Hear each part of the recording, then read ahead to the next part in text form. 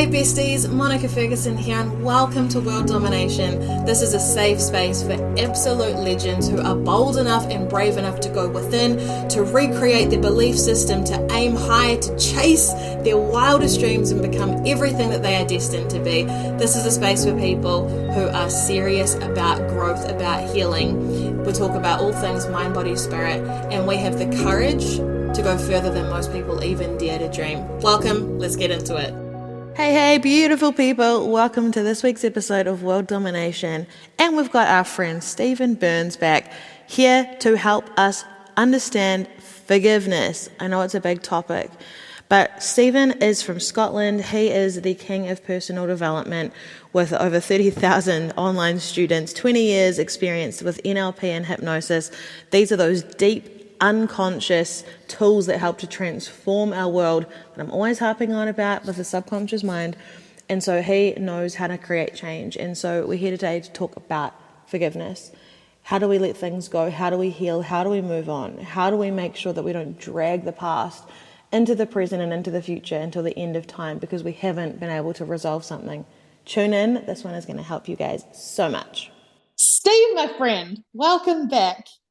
It's great to be here again, Monica. How are you? Good. How quickly time flies, honestly. It was months ago. It feels like a few days ago.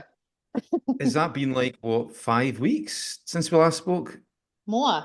I think it's been more like 2 months. Wow. I mean, it's so scary how time flies past these days. It's as a man who's I was going to say as a man who's approaching middle age, but I think that ship has definitely sailed. I've definitely sailed extremely quickly into middle age, and horrifyingly, I'm only 3 years away from 50. Can you believe that? No, come on, that's middle age. Be positive. Easily live to 100. Well, if you say I'm going to live to 100, then that's definitely going to happen. You're a I'll take. mindset coach. What are you talking about? Think positive. Very true. Now, I did have a little chuckle to myself today, and I can't believe how long this took me to put it together. But your last name is Burns, Mr. Yes. Burns. How Yeah. come I did not come to that? And it's been months, and I never put that together. I'm so So disappointed. is that a reference to The Simpsons? Obviously. Well, it's funny because I don't know if you've heard of, there's a really famous Scottish poet called Rabbie Burns or Robert Burns. I don't know if you hear about that sort of stuff over in New Zealand, but you will know, the song Old Lang Syne that people Yes. sing at New Year. So that was written by Robert Burns. So Robert Ah. Burns is an extremely famous Scottish poet. So anytime I hear Burns, or anytime most people hear Burns in Scotland, that's the first reference. But anytime I speak to anyone internationally, they always go, "Oh yeah, Mr. Burns from The Simpsons." So so that always Yeah. makes me smile when people say that. No, Yeah. it's not a good comparison. I hope I don't look like Mr. Burns, and I hope I don't act like him either. Do you know, funnily enough, I actually Googled Mr. Burns before, and it says his age is between 82 and 120. Well, there you go. So, It's further proof that I'm going to live to, close to 100. see, I told you. Anyway, I digress. I was just very, I couldn't believe that took me so long. And I'm sure that everyone calls you Mr. Burns. And obviously, I will have to now say excellent from time to time. Um, so, yeah, anyway, I just thought I had to drop that in. But we are not here to talk about The Simpsons. You are here to be brilliant and teach everyone lots of interesting and powerful things.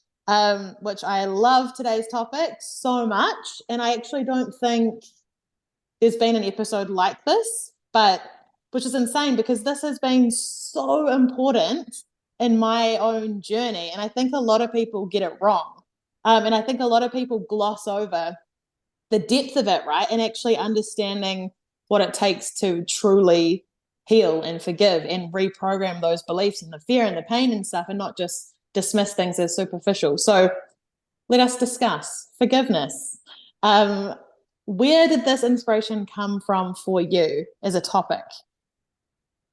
Now, there is a question. I think forgiveness is a very personal thing for me, and I may divulge just a wee bit too many pieces of personal information with this story, but I think it's definitely in line with the topic. So when I was in my early 20s to early 30s, I was in a long-term relationship. Mhm. And so I lived with someone for a couple of years. And for me, it just never really felt right. So, and we'd both changed over that decade. So I decided to end it. And let's just say it didn't end particularly well. And there was quite a lot of chaos that ensued after that.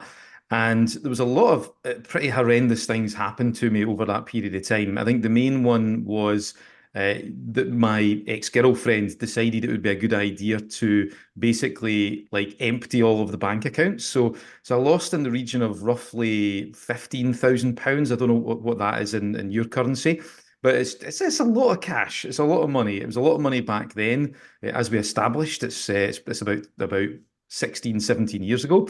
But it's still a lot of money now as well. Also, at the time, we had a joint mortgage, and so basically, I had to buy her out of the house. So we did a valuation on the house, and we came to a certain amount of figure, and I signed this contract. I was a bit foolish. I was a bit naive back in the day. I should never have signed the contract, but anyway. And then what happened was, almost like literally a month after I signed the contract. In fact, I think it was even a matter of weeks. We had the financial crisis. I don't know if you're too young to remember the financial crisis. But yeah, so Obviously. obviously, of course, obviously, and it's what happened within the space of weeks and months. My house price plummeted, but I was still contractually obliged to pay this amount of money to my ex-girlfriend. So basically, what happened was it put me in a horrendous position financially. And I attempted to renegotiate the contract because I believed that she reneged on it because she had taken a lot of additional money that I didn't believe she was entitled to. And she didn't want to. And this went on for roughly about 8 months. And there was like lawyers' fees and stuff like that. And it was just a really, really tough time for me financially, but emotionally as well. And for a long, long time, I really struggled to forgive her. I mean, it really it was affecting me on a daily basis. I had a lot of anger, a lot of resentment. There was a lot of bruising of the ego as well, which can often be thrown in for good mix. And it was affecting relationships as well. It was affecting personal relationships, romantic relationships, but also business relationships too. The brain is a fickle device. It's kind of weird. It seems to like make these strange connections. And I just had this really big thing about trust. So I actually took myself through, it was an NLP process. So NLP is, of course, neuro-linguistic programming for the listeners who haven't heard of that before. And the difference was just incredible. And it allowed me to release all of that toxicity, that anger, that resentment, that hurt, and move forwards. And it had so many positive repercussions in, personal life, romantic relationships, and business. It was just absolutely incredible. So I think forgiveness is a very big thing for me. And in that instance, I was forgiving someone else. But as we discussed before we came on to this, forgiveness is very much an internal process anyway, at the end of the day. Even if you are forgiving someone else, you kind of are forgiving yourself anyway. It's so it was an amazing process for me. It really helped me let go of all of that toxicity and negative emotions. And I think a lot of people listening, this will resonate with, because I think most people have been hurt at some stage or betrayed, whichever label you want to put on it. And maybe those feelings have been stuck for too long, and it's time to make that intentional decision to finally let them go. Yeah. Oh, drop the mic. Boom, shake the room, as they say, as some people say. Um, oh, it's just so good. I love this so much. I was actually listening to a podcast today and it was talking about releasing emotions, right? And I think there are so many toxic people on the internet saying, all this love and light and just be positive. And it's creating this toxic positivity and this fear of actually feeling our true feelings. And then, of course, people just suppress all this stuff down. So we've got all this unresolved rage and pain and all of these stories that we're telling ourselves about what it means. Someone abandoned me, therefore I am unworthy, I am not good enough.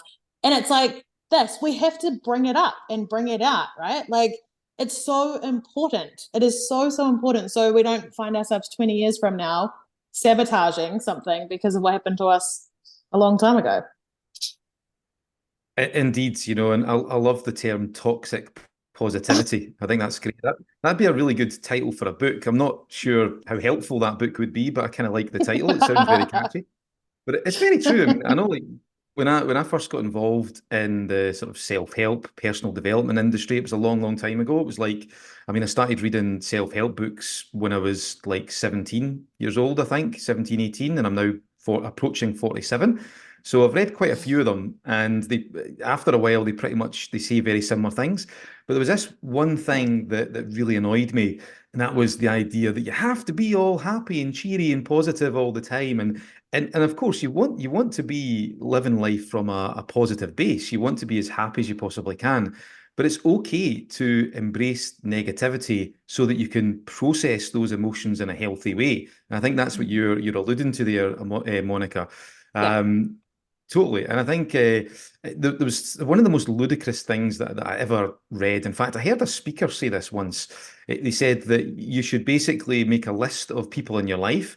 And if there's anyone who contributes anything negative, then you should just cut them out of your life and only surround yourself by positivity and just ignore all negativity. And I kind of get the idea behind that, but I think it's just taken an idea to the extreme.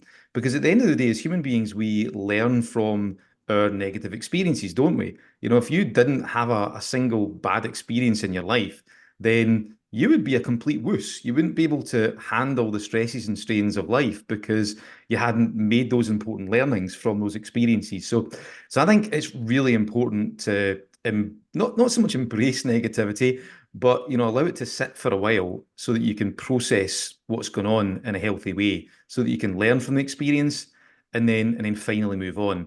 And interestingly, that's often the piece that really prevents people from forgiving, whether it be self-forgiveness or forgiving other people, is that they've not really explored it in enough depth to figure out what the learning is. What is it that they can take from this experience that can help them grow, become a better person in the future? And it's often when you get that, that's when you can then get that release and finally move on.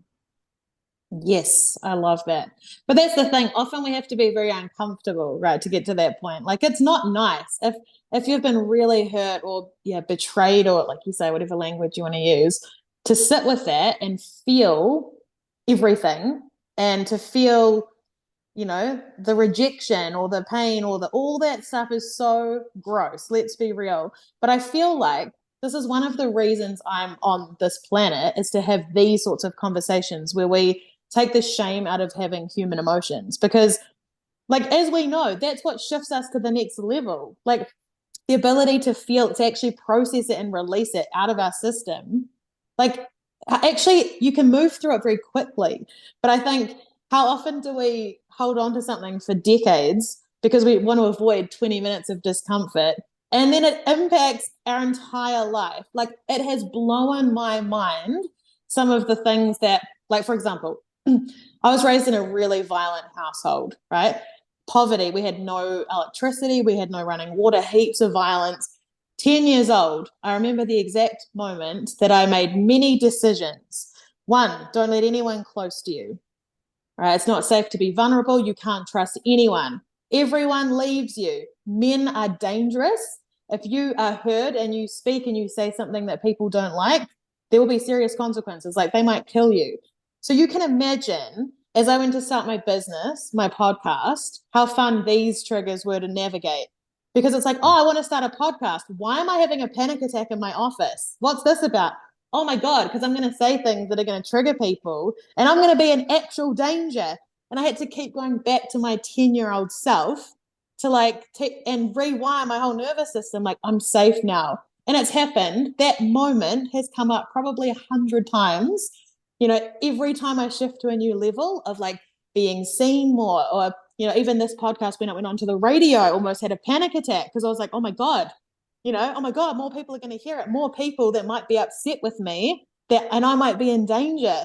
And it was like those moments of abuse and trauma and whatever you want to call it, like I needed not necessarily to forgive them, but to release the situation so that it didn't impact me for the rest of my life. And it has been work. It has been so uncomfortable, so many limiting beliefs. But that's, of course, why I love NLP and hypnotherapy so much. You can go to the root of it, right, and shift it. But the forgiveness of my parents has been a big one. And I'm still working on that. Because when you think, I was a little kid, I didn't deserve that. And then I got angry every time I had to rewire some stupid bullshit belief that had been formed as a result of someone else's decision. I'd get angry and like resentment would build. But it was like, I have to shift this myself. Like, I have to release this. And rage was actually a very interesting byproduct of that. Like, in the beginning, I used to just get sad and then I started to get angry. And I think that was a really positive shift for me of my self-worth. Like, I was getting angry, like I deserve better, not I'm worthless. And of course, this happened to me because I'm not good enough. But it was like, how dare you? How dare you project your stuff onto me? You know? Any of this resonating? I mean, it's all resonating. No, it's true, and I think it's funny you should say that because that's often the not the, so much the cycle, but the kind of path that people go on. They feel like a sadness about something that's happened, and then it leads to anger. Yeah. And the good thing about it, and I think you're right, that is progress that you start to feel angry because there's a lot of energy about anger, isn't there? Oh, There's an yeah. energy that you can actually do something with. And then beyond that is when you often start to go, okay, let's look at this, let's get this sorted out, let's make an intentional decision to move on here. And it's usually from that place that we progress to actually finally letting it go and move on.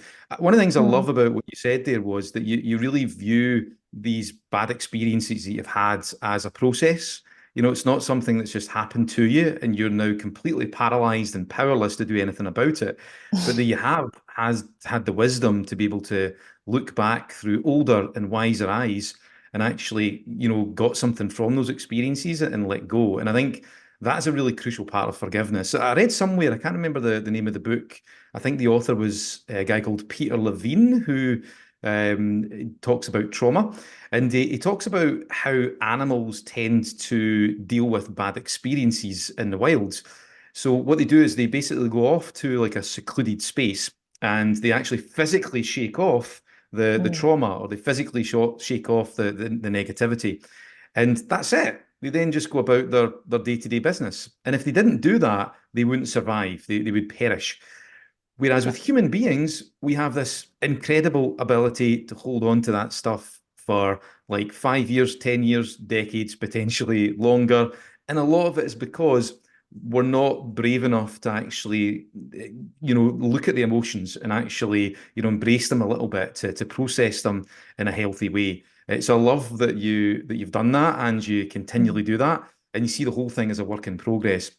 There's another book recommendation. I seem to be making lots of book recommendations these days. Yeah. It's uh, it's called The Obstacle is the Way by a guy called Ryan Holiday. I don't know if you've heard of him. He's written about Mm. 40 different books. I think that's pretty much all he does is he just writes books. But the obstacle is the way is the idea that whenever we encounter a problem or some sort of block or obstacle, like you described the panic attacks and the feelings of fear, that would be an example of a block or some sort of obstacle in your life. What we have a tendency to do as human beings is to freak out, to go, oh, this is terrible. I'm totally messed up.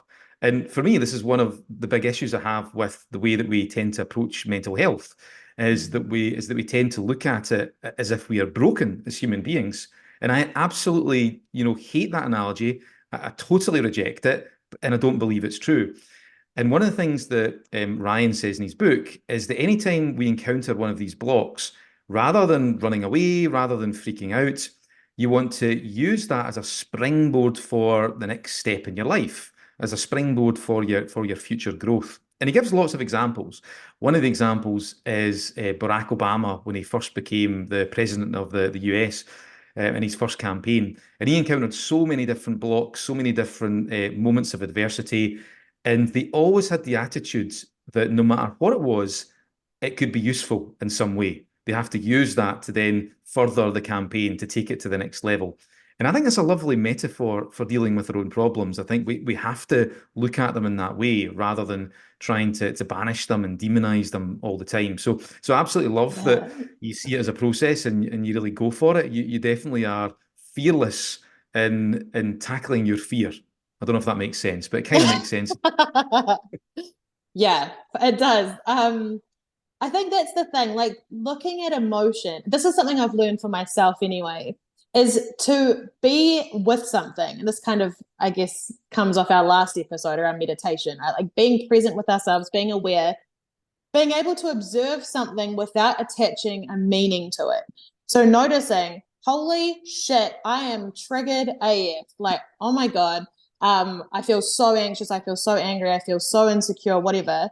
And then not going, oh, I'm obviously weak. It's obviously because I'm not good enough, or it's because of it. No, this is how I feel. Okay, let's explore this. And that in itself, like to be able to separate myself from that, I was like, sometimes I have moments and I'm like, damn, like I could not have done that in the beginning. I would just crumble. I had so many things to work through. But I think it is a real process, isn't it? And like the deeper you go as well in your own journey and the bigger your goals, the more stuff comes up and layers, deeper layers of things come up. And it's like when we can view ourselves as not broken, but just evolving and understanding that these things are going to happen and it makes us human. And it's actually extremely courageous to feel your true feelings and not drink them away or not run from them or distract or mask. Like, how many people have the courage to truly face their honest, true feelings, no matter how uncomfortable, and not project them and not make other people responsible? Like, I think this is something that's lacking hugely in society. And we're not taught how to do this, obviously. It's funny when you said about drinking away your problems. That's definitely the Scottish solution to this. I don't know. And the I don't New know what it's Zealand like as in. well. Is it New Zealand too? Yeah, Yeah. it must be like yeah. I don't know what it is, but yeah, we have a very strong drinking culture in Scotland and the whole of Britain. Actually, it's definitely getting better. But yeah, so it's funny you mentioned there about attaching meaning to things, because I do think that when it comes to forgiving, especially when it comes to forgiving other people, it's Mm. often the meaning that we've attached to forgiveness in general that prevents us from actually letting go. It's kind of like the problem is serving something for us. Usually, people think that to forgive means that they're not standing up for themselves, especially if they're like forgiving an individual who they believe has wronged them or betrayed them in some way. That they believe that if I was to forgive this person, then that means that I'm not standing up for myself. It means I'm weak. I'm not a principle orientated person.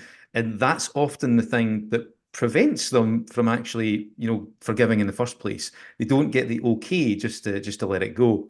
And I think that one of the most important things to get across to people if they're looking to forgive, especially if they're looking to forgive someone, is that it doesn't mean that you're weak. It doesn't mean that you're not standing up for yourself. In fact, it actually means the opposite.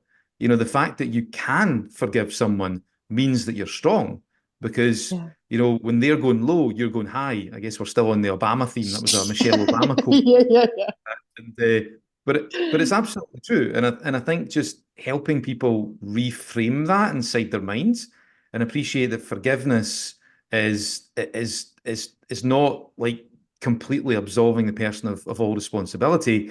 You're doing it as an act of strength. It's that whole cliche: forgiveness is not for the other person; it's for Yeah. yourself. And I think it's really true. I know for me with my ex-girlfriends, I totally forgive what she did. I forgive the situation. I forgive myself for the way that I acted as well. But I'm not absolving her of all responsibility. I still don't agree with what she did. But because I now have compassion, I now have understanding in terms of why she did what she did, then that's allowed me to let that go and move on, while at the same time not agreeing with what she did. And I think it's finding that space, appreciating that you don't have to agree in order to forgive. I think that's really, really important. Yeah, I love that. And this is something like when I first started doing this kind of work, I was obsessed with journaling, like just insanely obsessed. I could journal 20 pages and then I got obsessed with burning things after I journaled them. But so it just feels so good to burn that stuff. But what I noticed when I started journaling was the ability that I had to completely change how I felt about something without the circumstance needing to change.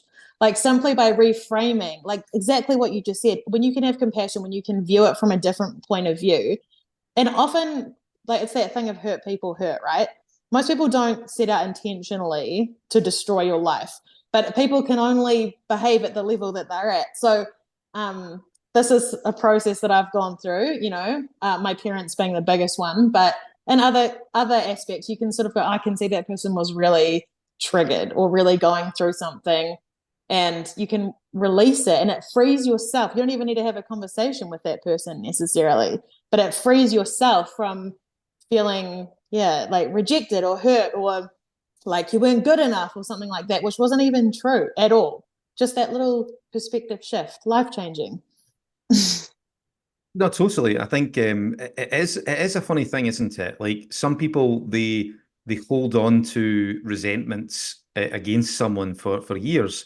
But let's call a spade here. You know, if it's still years and you're holding on to resentment about something that someone did to you like 5 years ago, then it is on you. You know, the experience is finished. The other person most likely doesn't even care. They're off living their life.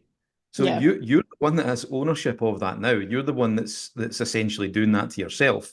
So I think it is important to call a spade here. And if we're holding mm, on to all of that hurt and resentments, then it kind of is on us because we're the one that's replaying the tape loops, so to speak. Sorry, I yeah. just transported back to the 80s there, talking about tape.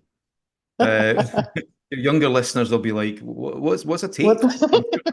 I believe they're becoming they're going back in fashion. But no, you're totally right. I think for me, one of the biggest things that helped me forgive, and this was also with self-forgiveness as well, or even just like letting go of negative experiences, was to appreciate the positive intention behind what's going on. So this is something that we kind of take from NLP, and that is the idea that behind every negative or seemingly negative emotion or destructive behavior or limiting belief, there is some sort of positive intent. It's a part of you that's trying to get something good. And this Mm, also extends to people who hurt you. You know, they're not often doing it deliberately, as you mentioned a moment ago. They actually do have some sort of positive intention, but it's just a little bit warped. It's been distorted. Give you some examples. So if you take something like jealousy, the positive intention behind jealousy is usually because you care. You know, if you didn't give a toss about someone, you probably wouldn't get jealous. You know, it's because you care. There are some feelings there, and that's good. It's good to care. So that is a positive intention. yeah. Another example, if you say maybe slightly more provocative example, if a crazy axe murderer was trying to break down your door right now, I hope that never happens to you, Monica. I'm sure New Same. Zealand is a very, very safe place. Might happen in Glasgow, in Scotland, where I am, but uh, but I feel a Billy Connolly joke there. No, let's not go down that. But if a crazy axe murderer was to suddenly start to try and break down your door, that's not really a time for you to be in a nice, blissful place of relaxation. You should feel a certain amount of anxiety in that situation. And the anxiety is there to serve a positive purpose. It's to tell you to get the heck out of the house and actually do something to get into safety. So it's attempting to Mm, preserve, security and safety. So I think it's really crucial to understand that behind every seemingly negative emotion or behavior, there is some sort of positive intention. And this is relevant when it comes to forgiveness in so many different ways. When it comes to forgiving people, it really helps if you can step into their shoes and yeah. actually appreciate what their positive intention was. Even though you don't agree with what they did, the way that they behaved was probably deplorable, was terrible, but there will be some sort of positive intention behind it. And if you can connect Yeah. with that, then that for me is such a powerful place that you can step into that allows you to let go and forgive because it gives you that understanding, it gives you that compassion, and understanding and compassion tend to lead to forgiveness. And it also makes you realize that they're not doing it just to mess you up. They're just doing it to try and fulfill one of their aims. It's actually not really about you. It's more about them. So I think that understanding really leads to this amazing sense of forgiveness. And that is a wrap. Thank you for showing up for yourself, for being here, and please let me know your aha moments. I want to hear all about them. For extra support, make sure you're following me on TikTok and Instagram at the Monica Ferguson. Check out the School of Greatness for self-study courses. And of course, if you want one-on-one mentoring, just DM me and I would love to have a chat with you. Go and slay the day. Thank you for being you. See you soon.